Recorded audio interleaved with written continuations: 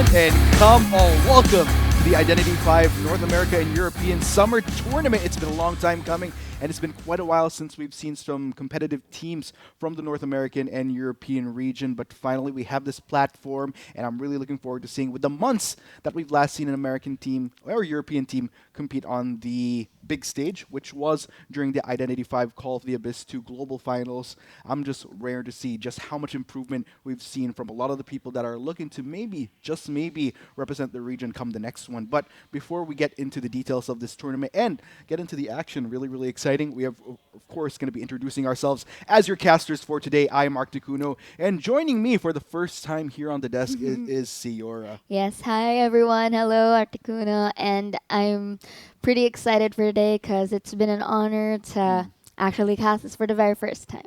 Yeah, I mean, if you think about it, just a little bit of the behind the scenes here. I mean, we both obviously love playing Yes, IdentityV, but I of think course. you play a lot more than I do. Well, of course. I mean, like the quick trivia, like ever since like it was released, I was really intrigued on how the gameplay is at. So I just instantly downloaded and fell in love eventually. And you've been grinding for that recent Persona 5 event that they had. I am Yes. very jealous.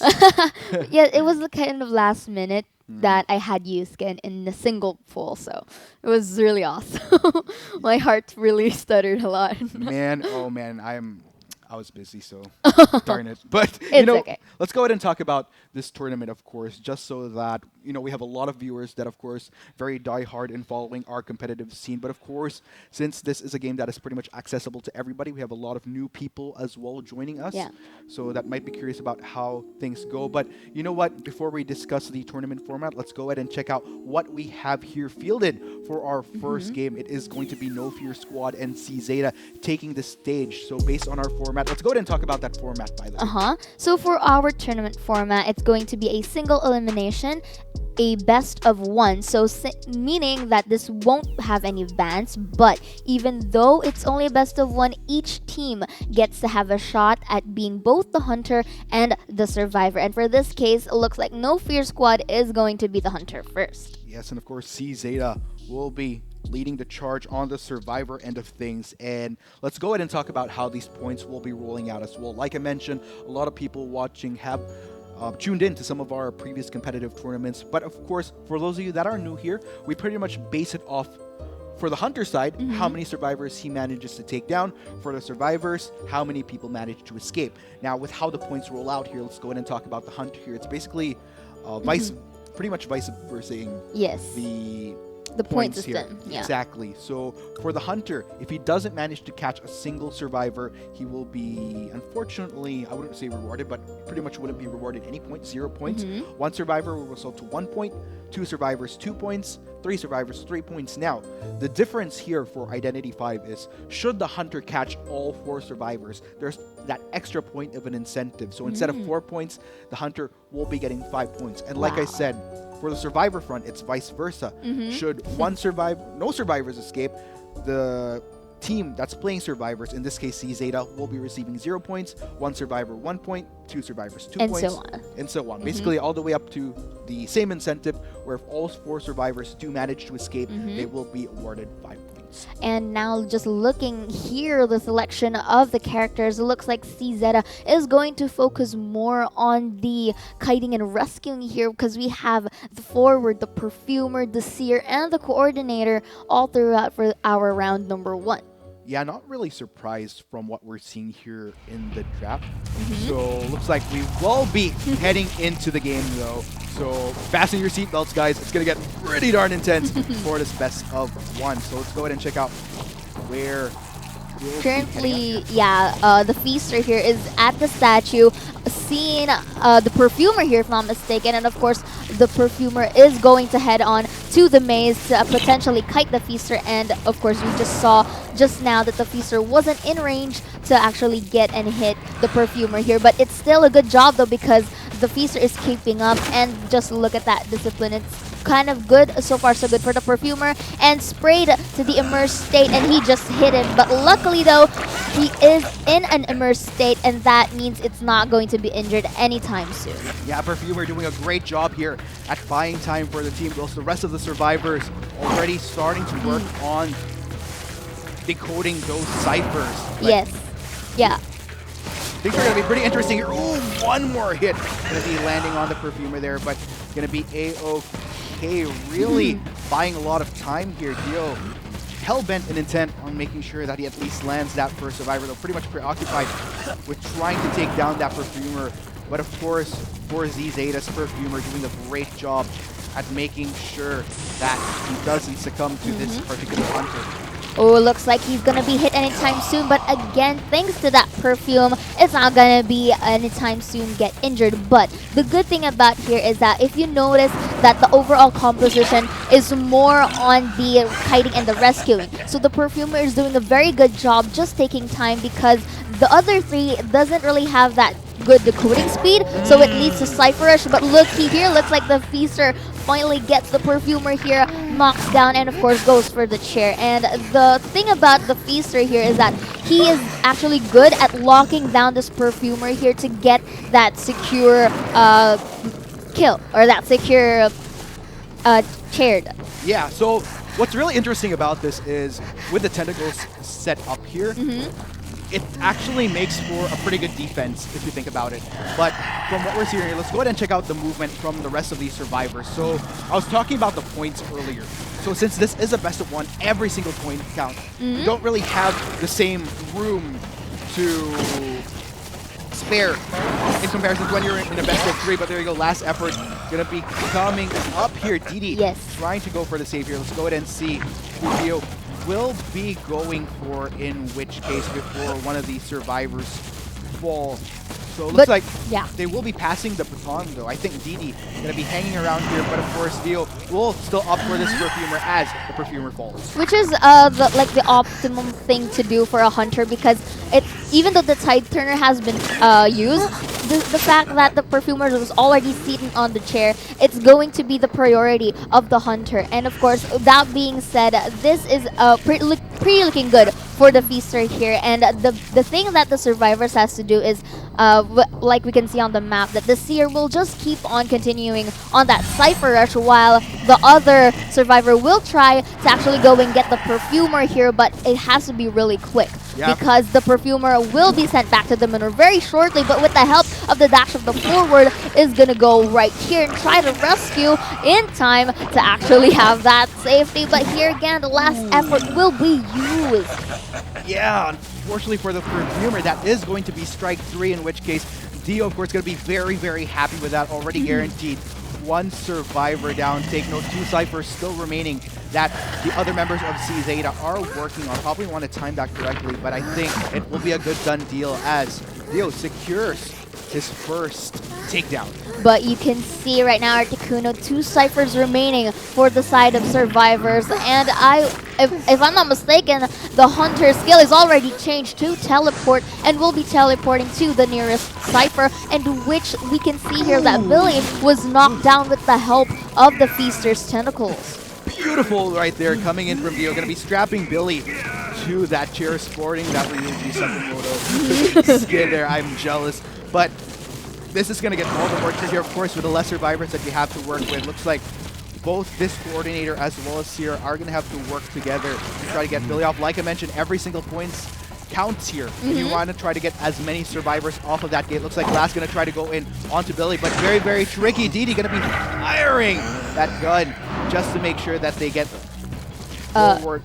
Yes, because, you know, this is like the main priority of the survivors right here, since they only have a cipher remaining, and this specific cipher is near to actually pop up. And now we are now seeing that the survivors' main focus is to survive as much as possible just to get this cipher decoding. But you can see now that this is a very good call for the Feaster as he guards down the remaining cipher. But of course, countermeasures is very essential for the survivor as they go to another or a different location of a cipher, just so that they could actually pop this up. And the coordinator doing just buying enough time just so that the Feaster could have the attention to her. Ooh. Exactly, but man, look at those tentacles doing some work. Glass actually going down as well, so there's going to be a lot riding here for Z-Zeta, particularly for Billy. can he manage to salvage the rest of his teammates? That is the bigger question here. Like we mentioned, there's still one Cypher that remains to be popped here, so going to be very, very tricky. All eyes are definitely going to be on Billy at this point. Yes, and you can see that the coordinator is really taking time on that chair, but now in the map we just seeing that the forward will be attempting to rescue one of the survivors here, but the Feaster has a very, very good knack of the map because he has both visions of the two seated survivors. Yeah, and this is definitely one of the trickier things when you're working in a best-of-1 match. Like I mentioned, you want to try to get as many survivors off the gate. And in Billy's case, you know, you don't really have the luxury of thinking that, hey, you know what, we still have a few more rounds to go. If this doesn't start off well, then, you know, we can just try to work our way as the rounds go along. But in this case, it's the only chance that they have, which is why Billy, it's a little bit of a debate here. DD, not going to be law of this world anymore. He's going to be blasting off soon.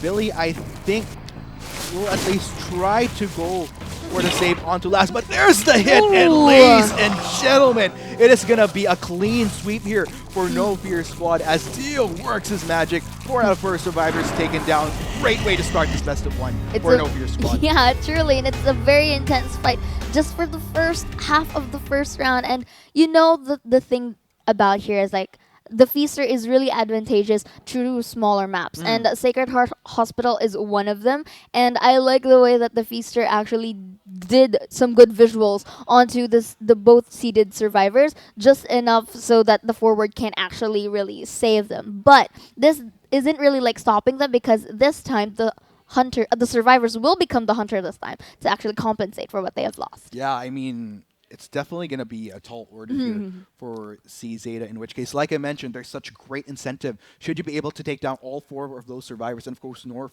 Fear Squad going to be reaping all of that. And one thing I'd like to talk about, so since we headed straight into the game earlier, kind of the thought process that these teams are going to be taking going into this tournament, because like I mentioned, this is a best-of-1, so you don't really have as much room. You only have that one shot when you're a survivor or a hunter, unless you're able to kind of put it in a tie.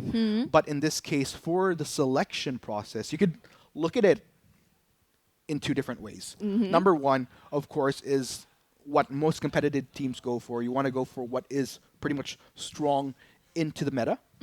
Yeah. And on the flip side, if you want to make the most of it, if you're not as comfortable going for these meta picks, if you're much more leaning towards pocket picks, then that's another way that you can go. You know, stick to your comfort, pretty much work with what survivor, what hunter, you know that you'll be able to perform above and beyond on. Since you want to pretty much put out your... It's kind of tricky. Like, do you put your ace card out earlier on? Or do you just pretty much stick to whatever might work?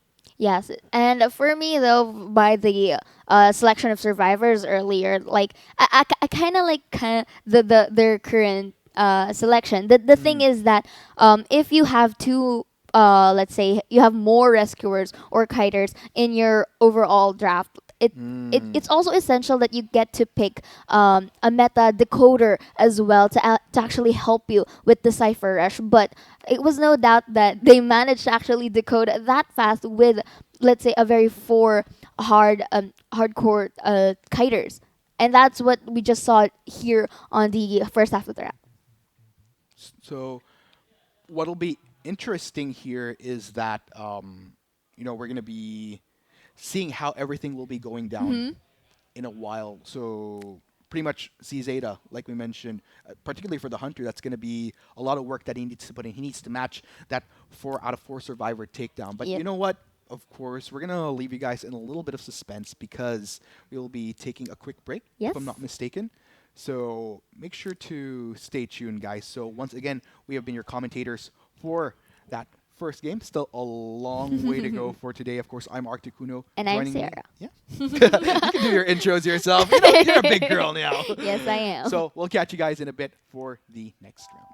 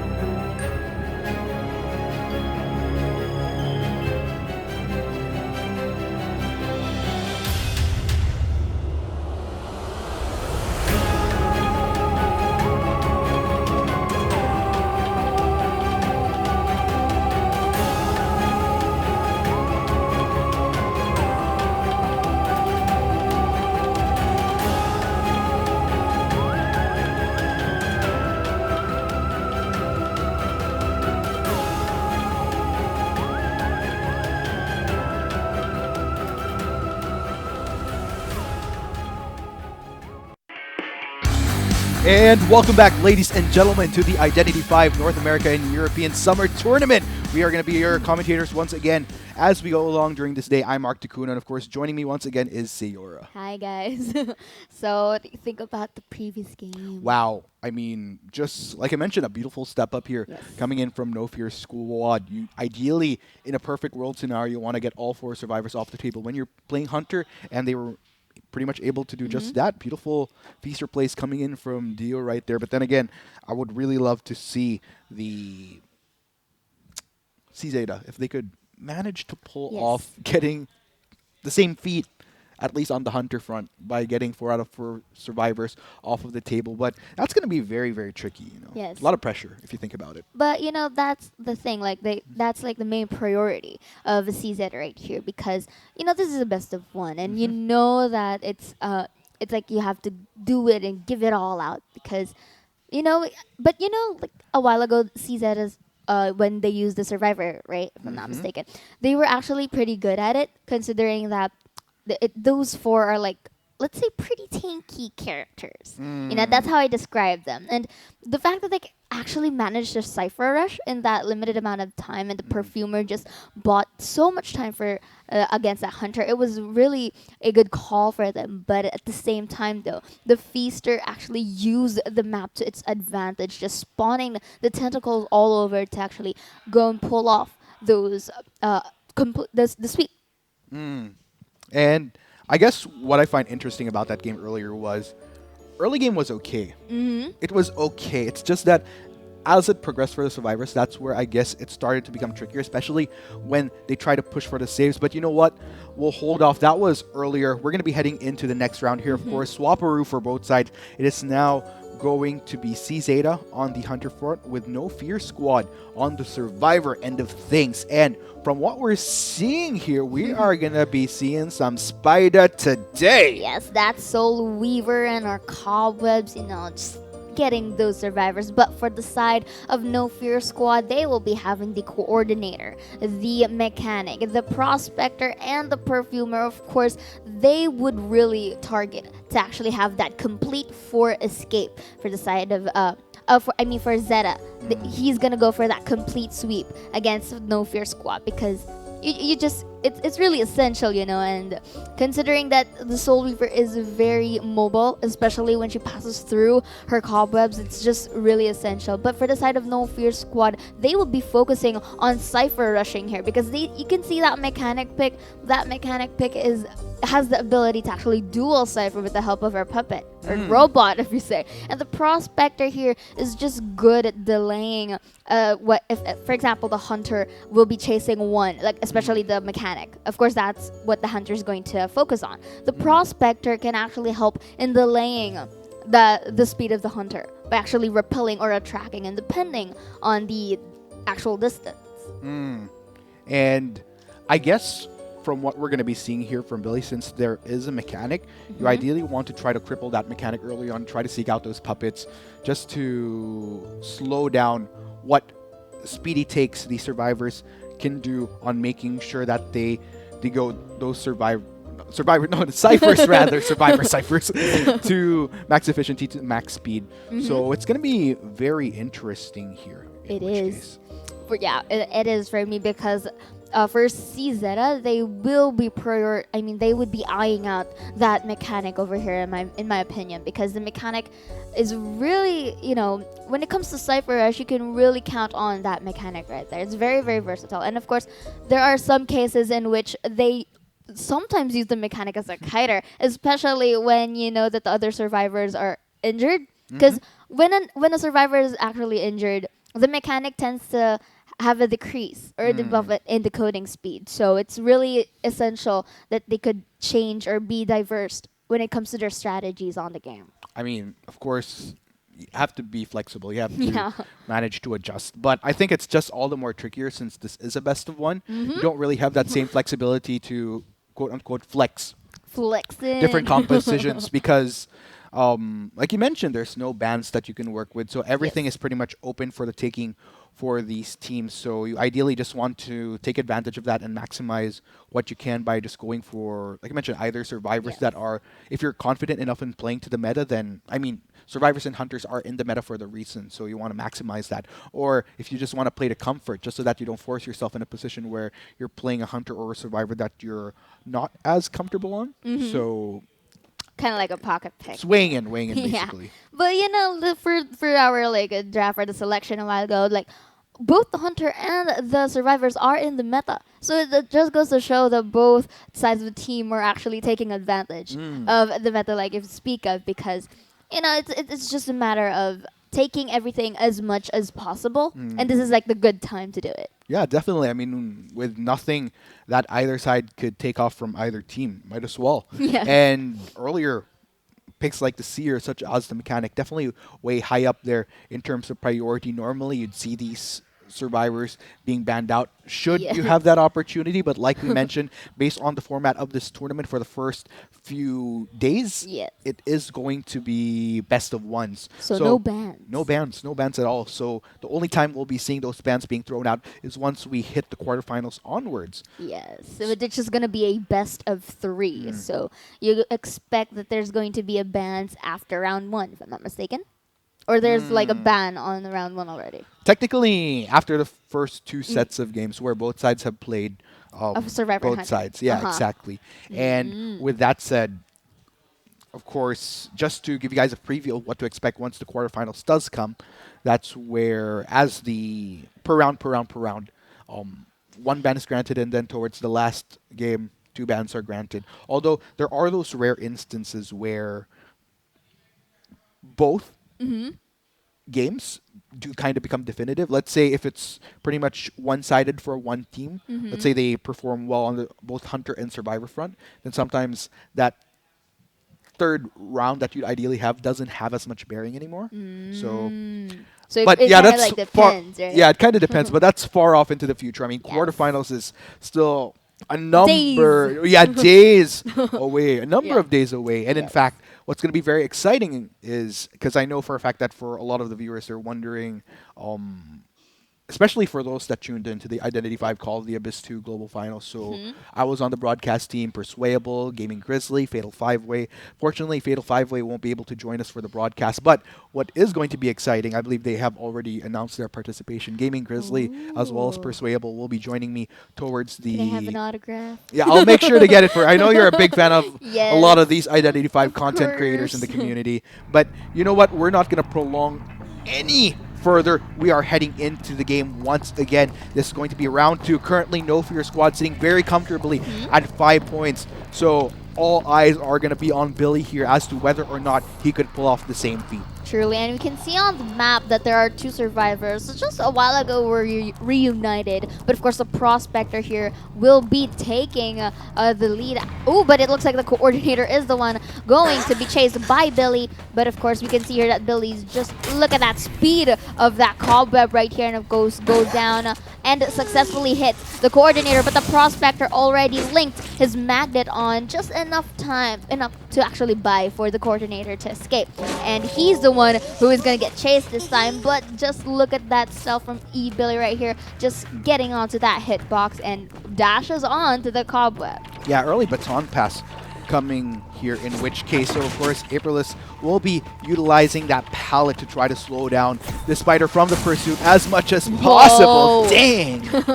Yes, and that was also a nice pallet one here, just to keep on delaying the spider's actually movement speed. But of course, the delay is not going to be a problem, as the cobwebs here, very good positions for the spider, because the spider essentially gains a lot of movement speed, enough to catch this prospector here. But now, just the prospector here, he's kind of doing a very good job. Well, actually, he is doing a good job, because he is in a kiting zone, and that kiting zone is here in the hospital, just giving time for the hunters to actually go into code. But Billy will decide to actually just teleport here and locks down the member.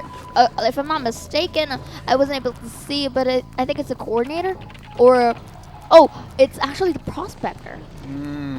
So Let's go ahead and check out where everyone is at right now. Looks like it is Voron that Billy will manage to trail down. And of course, with the trail that he has, we'll go into that pursuit now. But of course, from what we're seeing here from our survivors, everybody still alive and kicking. One Cypher already down. Everyone still trying to work on it. So it's interesting here how Billy has been encountering different survivors, Yes. in which case. So it's been an interesting pass that we've been seeing here from No Fear Squad, depending on who Billy manages to sight. In which Of course. And you can here look like the mechanic successfully stunned the spider here. But I like the priority of the spider here, just getting the mechanic so that they would be able to avoid that Cypher rush. But I think the tactic that the survivors are here is that because you can see that 2 members of the survivors are injured, it means that the mechanic has a very big debuff on the coding speed. So this is a good call for the side of No Fear Squad that the mechanic will be the one to kite and buy time for the other members to actually decode. Yeah, and look at how fast those ciphers are going. But, ooh, Billy getting that one hit to be able to take down Voron here. And he is going to be taking him to that rocket chair. But still, you got to take into account 1 cipher remaining. No Fear Squad doing a great job. Really fast on getting those ciphers down. And Yes. if you notice earlier in the process of, because we don't really have a view of the map in order to determine what the actual progress of these ciphers are. Yes. But from what I saw earlier, Billy did pass by 1 cipher that was already near completion. So No Fear Squad doing a lot of work in the process Yes. of Billy just constantly being preoccupied with these survivors. And looks like they will be going for the save onto Voron. Which is quite like the priority over here, but we just saw that the coordinator uses the flare gun, but unfortunately wasn't able to hit the hunter, and just that last effort from the perfumer because of the tide turner would give you extra seconds to actually go and kite away Billy here. But Billy, just knowing the advantage at stake, the perfumer's gonna get knocked down soon and is already knocked down, goes to actually pick him up and goes to that rocket chair. Yeah, take note, April Ice already hellbent and intent on working on that last cipher. Still a lot of room that No Fear Squad can do. They've been doing a great job at working on these ciphers, kiting around just so that Billy is constantly preoccupied. And Billy definitely still keeping up the chase, though, not giving up whatsoever. But the terror shot actually comes in onto Voron as he goes down. But beautiful timing on popping that cipher. They are on the run. They're on the chase here, at least in Billy's case. They're going straight for those gates. Yes, and that was a good position for the mechanic a while ago to actually rescue the prospector a while ago. He was seated a while ago, and now that was also a good position. But Billy here just going and getting that mechanic here as much as possible, because the thing here is that you just have to get as much skills that you have to actually here before they actually open the gates. And now again, that terror shock that was absolutely beautiful by Billy right there. One thing you have to take note here, though, Ciora, is that No Fear Squad is working with 5 points, Yes. meaning C Zeta needs to secure every single hunter. But the fact that all the ciphers are down, people are starting to go for those gates. All No Fear Squad needs is to just get 1 survivor off of that gate, so they can afford this. They don't even need to go for the Yes. save onto Voron anymore. They just need to get 1 survivor out. Coordinator and Perfumer are already out of the gate. Ladies and gentlemen, we have a winner. Congratulations to No Fear Squad. Beautifully played out. Voron will suffer as a casualty, but it doesn't really matter. They're proceeding to the next round. Truly, because, you know, it just needs like a single survivor to just go on to the next round. And the mechanic wouldn't mind actually becoming a sacrificial lamb right there, but it's okay. But, you know, you really have to like commend Billy right there. He's able to just get those hits in his hitboxes, and the terror shocks that he's been using, he hits the survivors in a very, very good time. That was just really commendable. Yeah. Even though he doesn't have the blink right there. And the fact that he is a spider, sometimes it's really essential that they go for the blink first, then changes in the late phases. But that was like a very good handicap there. He doesn't have a blink, but still managed to get that terror shock. Yeah, I mean, still, you got to give kudos to C Zeta. Definitely played their hearts out there.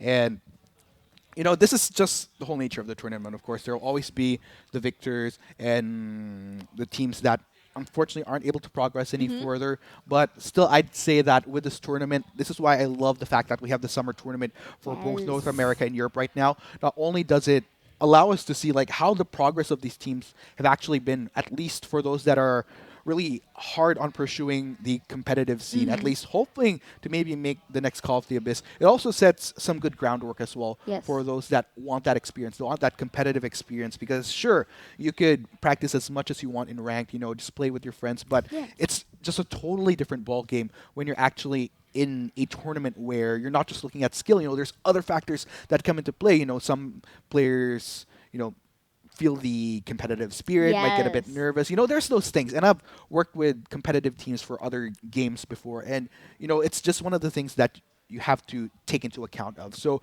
the fact that these teams right here had the guts to Actually participate, join, yeah. to join the summer tournament, I think that in itself is already a huge accomplishment and deserves such massive kudos. Yes, and of course, this is also a very, very nice training ground for them. That Yeah, even exactly. even if they weren't able to actually make it, the fact that, like what you said, they joined here, this is Mhm. also a good time for them to know that, okay, what went wrong, and okay, this is gonna be, we're gonna come back really, really strong, and I think that's actually awesome. So with that said, we already got our first taste of the summer tournament here. We'd like to once again congratulations. Congratulate. Congratulations to congratulate No Fear Squad, who will be proceeding to the next round. Really looking forward to seeing a lot of your games. Hopefully we see you guys progress even further, especially once we hit those best of threes. A lot of Yes. potential from what we saw in that game. But of course, with that said, we are going to take a Quick break. quick break, I'd Yes. say.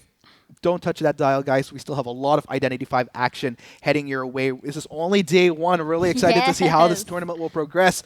I love to see what North America and Europe has to bring to the Yes. table. So we have been your commentators. I'm Mark Takuno. And I'm Saya. We'll catch you guys for the next match.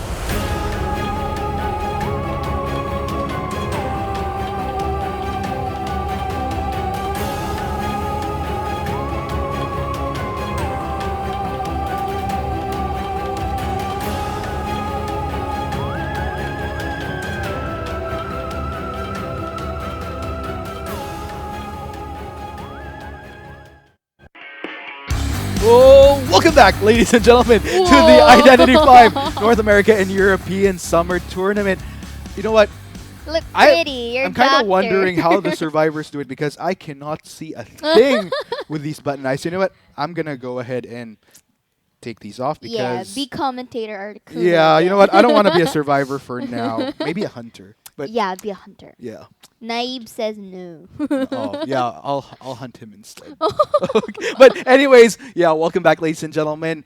We are going to be your commentators once again. I am Articuno, and joining me today is... Sayora. So, this came off game 1 earlier, or should I say match 1, actually. Yeah, Let's match. formalize it. Match 1 with No Fear Gaming, No Fear Squad taking the first match of the day. Of course, I know a lot of you are excited for this next one, especially for those that follow our content creators across regions for Identity 5. It is going to be Astra versus the Chaotix. Yes, and just a quick trivia though, one of the streamers that you've been mentioning a while ago is going to be the hunter here. You're fangirling right now. No, I'm not fangirling. It's just, for research purposes. Sure. Yes.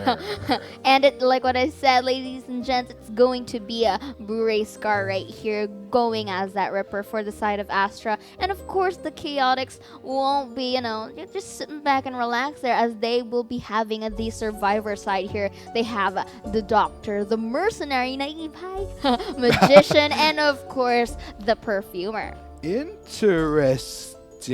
So... do you know why they got the Doctor there?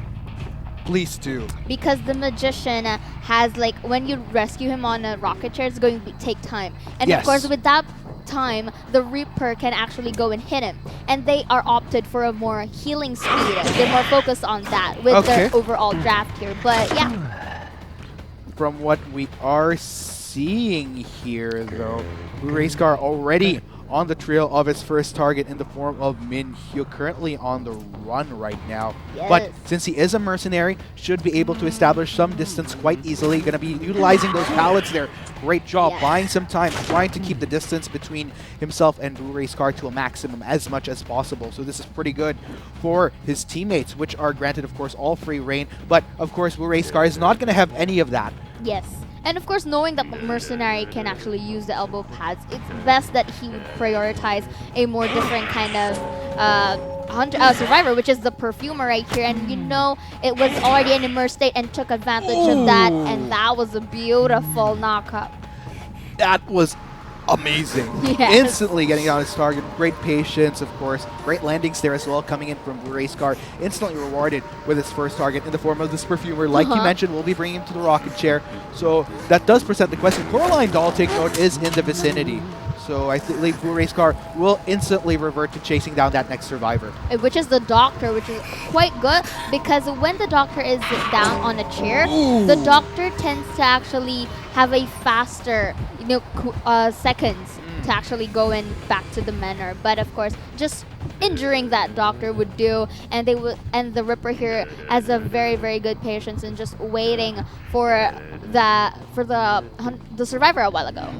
So for the Chaotix, it's definitely going to be tricky because with a survivor actually already off the chair, they will manage to go back to trying to decode here. But here we go, Blu-ray Scar finding Coraline Doll and already getting a swipe in there.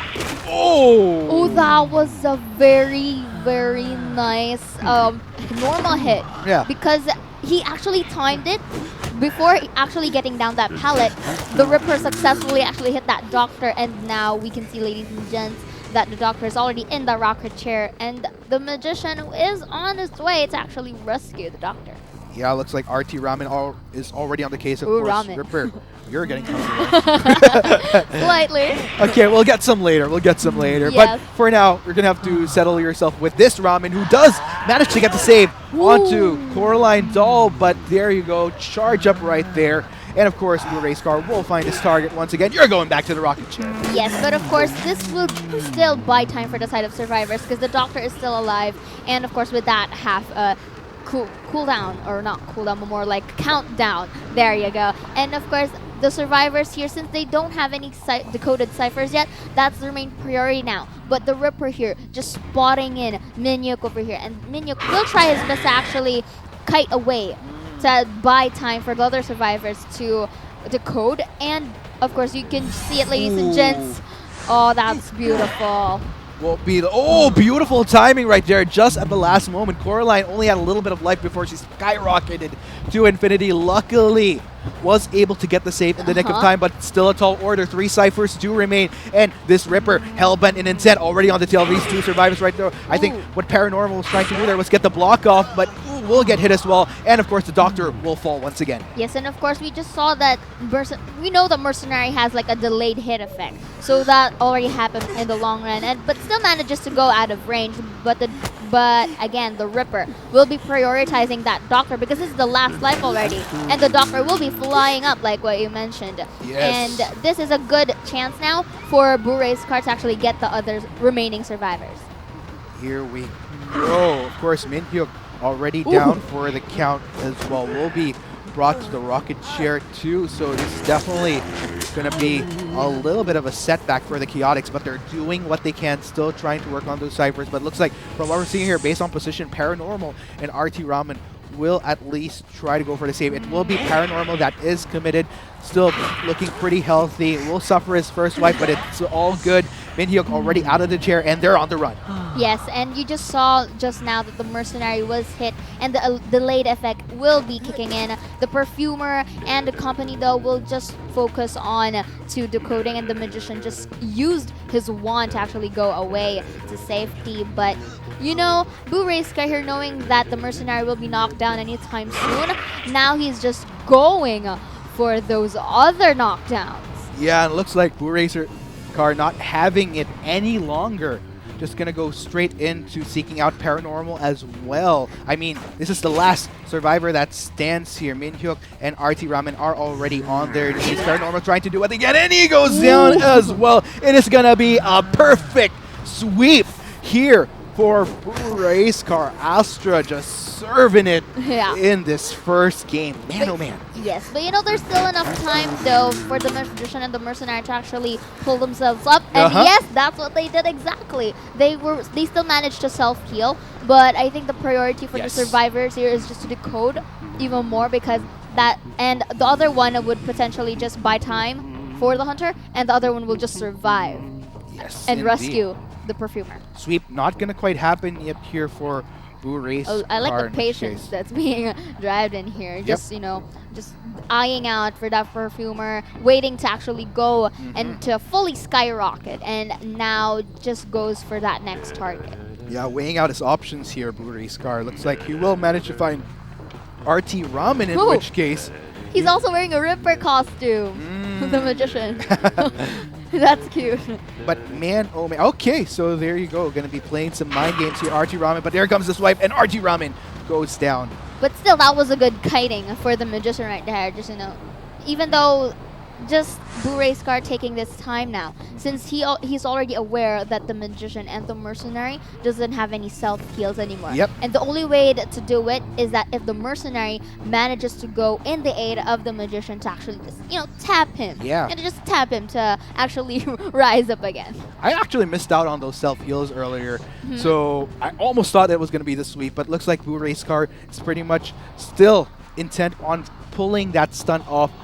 Minhyuk, though, trying to run this out, but Burayska is already on his tail. Gonna be very interesting. You're gonna go fall for the first floor. Minhyuk, there you go, gonna be utilizing those pallets, but slowly this Ripper is closing the gap. Man, oh man, it's coming down to the wire. One more swipe, and down he goes, ladies and gentlemen. So I think this it's is the safer. sweep now. Yeah, it's safer to say that this is the sweep this time. Yes, this is the sweep now. But you know, I really love the initial strategy that Minhyuk was doing. He was really opting to go to the Magician's aid to actually just tap him for him to rise again. But you know, Burayska very, very aware of this, and that was just good patience. And here you go, gonna go straight for RT Ramen this time. You know, just gonna make sure Put everybody is strapped to that rocket chair. Put some graffiti on. Yeah, a little bit of swag right there here for our Hunter from Astro, but great job nonetheless. Still kudos to the Chaotix. Tried to do what they can, but And oh man, what a showing with that Yes. Ripper. Yeah, and still, I just love the patience that he executed a Mhm. while ago, and you just taking his time, not really just going for one target. But Mhm. if you notice that he's been up to many survivors in a different time, right, Yep. in a different place. So that's just like good patience from the hunter. But at the same time, for the side of the survivors, even if they just cipher rushed late, the fact that they still narrowed down the number of the ciphers remaining is just so amazing. And you have to commend the perfumer and the magician a while ago, just kiting and just taking their time. Yeah, fair enough, fair enough. Fair enough. But, ooh, so we're looking at another scenario where it's 5 points that Astra is going to be getting off of that because of the benefit of getting all 4 survivors, so Yes. that 1 extra point. So, Mm-hmm. that said, Chaotix have to perform above and beyond this next one, try to match that 5 points, similar to what we saw earlier during the first match. And it's Mm-hmm. very tricky. It's very tricky. Yes, but of course that is the priority for the side of Chaotix, because if Nana, they have that fight, they can Hmm. still have that clean sweep from. Of If they, course, Astra's going to yeah, be the survivors this time, so that's the main objective it's a of Chaotix. Yes, possibility. it's a possibility. Nothing's impossible, Articuno. But you know what? From that, we're going to give our teams a moment to breathe, kind of regroup, figure out what they need to do, especially for the Chaotix. Definitely want to plan out how they're going to be going into this next game. Yeah, So the next half of the round. yeah, we'll be granting them that opportunity. So we're going to be going on a short break before we head into our next round. Going to be very, very Yes. exciting. We have been your commentators. I'm Mark Takuno. And I'm Sierra. And you guys are watching the Identity 5 North America and European Summer Tournament. We'll see you guys in a bit.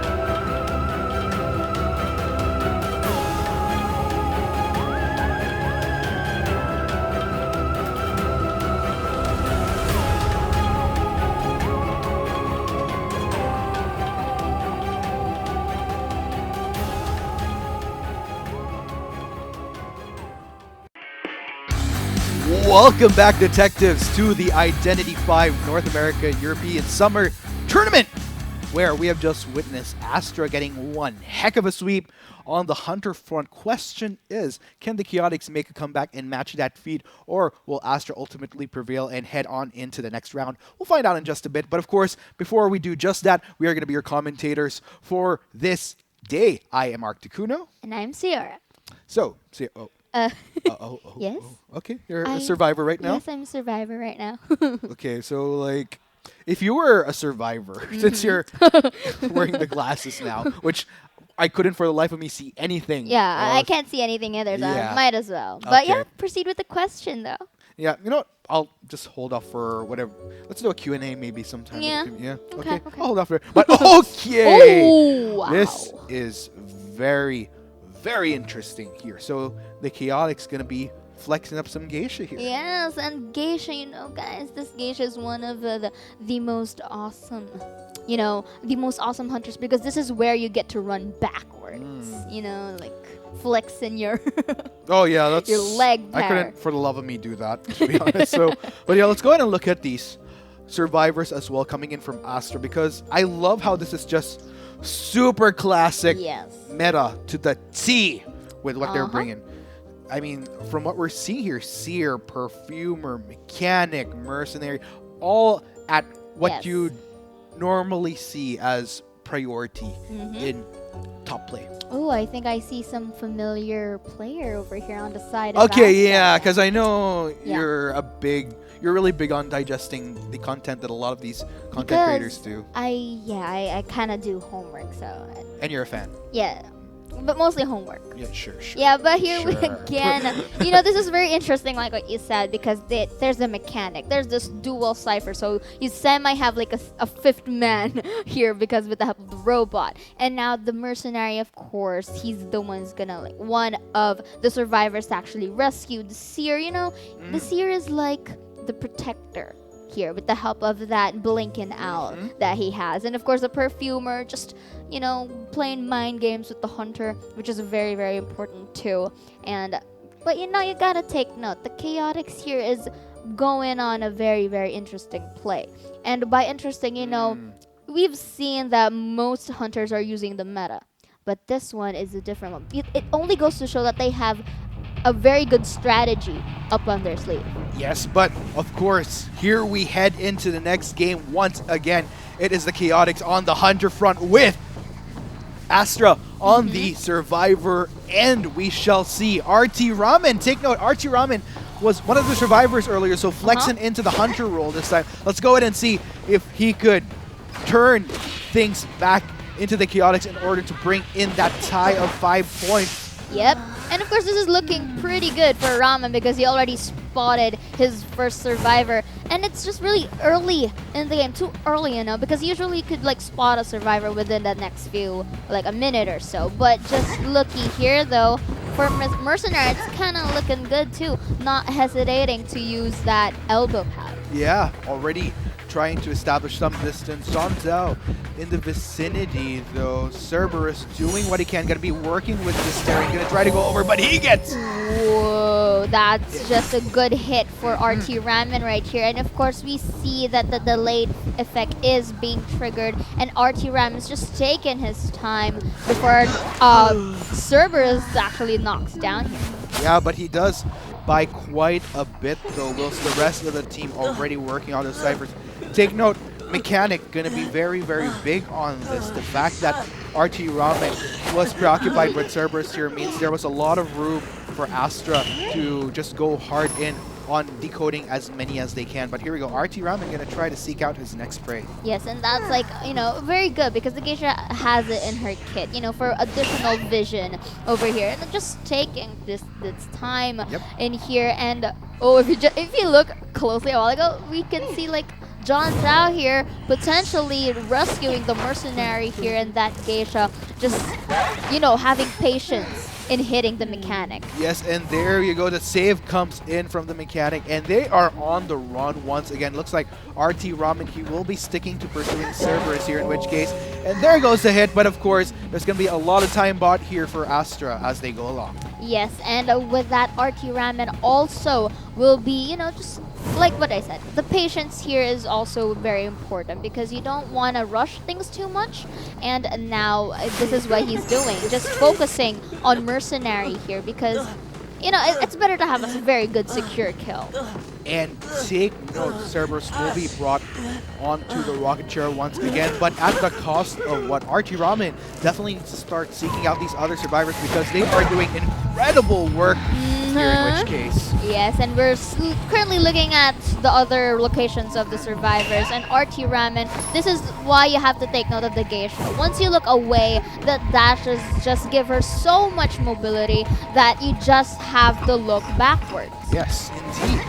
And there you go, going back to RT Ramen here. So it looks like Mechanic has fallen, in which case, but here comes Proceed, and he will proceed, no pun intended, to get the save onto Cerberus. Okay, maybe that pun was it. Okay, but right now, of course, the Seer did not really hesitate to take that hit and that body block because, if the Mercenary is going to be seated again, it's going to be skyrocketed again. And that was just a good call for that Seer.